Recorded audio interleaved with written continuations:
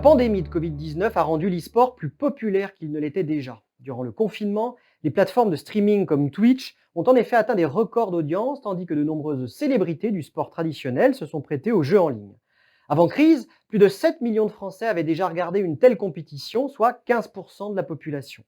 Fort de ce succès, et à la faveur d'un public homogène composé de jeunes consommateurs, le marché est devenu stratégique pour certains annonceurs. Ces derniers investissent le domaine à coups d'opérations de sponsoring, d'affichage ou de publicité in-stream sur les plateformes de diffusion ou lors des grands événements. Les acteurs de l'informatique comme Intel et Asus se sont naturellement engouffrés dans le sponsoring. Mais des annonceurs non endémiques apparaissent aussi, comme Alain Flelou, qui sponsorise Vitality, la première équipe d'e-sport en France. Procter Gamble, lui, a fait appel à 11 streamers de la plateforme Twitch, des joueurs retransmettant en direct leurs parties de jeux vidéo, pour faire la promotion de sa marque Gillette dans le monde. En réalité, c'est une véritable filière de l'e-sport qui prend forme à l'échelle mondiale et hexagonale.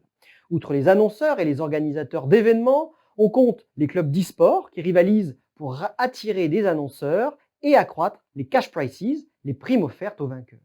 En 2 ans, ces récompenses financières ont presque doublé dans le monde.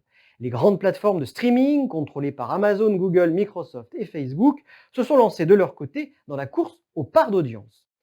Le jeu concurrentiel ne serait pas complet sans la présence de certaines chaînes télévisées qui se montrent très entreprenantes pour remporter les droits de retransmission des plus grandes compétitions d'e-sport au coude à coude avec les plateformes de streaming. D'autres acteurs se positionnent dans l'e-sport, comme les entreprises de paris sportifs, les gestionnaires de casinos et les agences de communication. Les recettes publicitaires pour 2020 devraient néanmoins plonger, selon l'étude Xerfi Precepta, entre les reports ou annulations de compétitions physiques et la frilosité des annonceurs. Au-delà, l'e-sport continuera de gagner en visibilité aux yeux des annonceurs. Par conséquent, pour améliorer leur niveau, remporter les primes et attirer les sponsors, les équipes d'e-sport doivent se professionnaliser. Les clubs redoublent d'efforts pour engager les meilleurs talents en recrutant des entraîneurs de renom, en instaurant des politiques salariales attractives lors des phases de mercato et en s'installant dans des équipements d'exception. Mi-2019, la Team Vitality a ainsi annoncé son installation au Stade de France.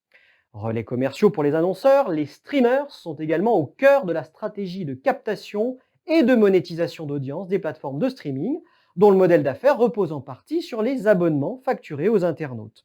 Ces plateformes nouent ainsi des partenariats d'exclusivité avec des gamers influenceurs.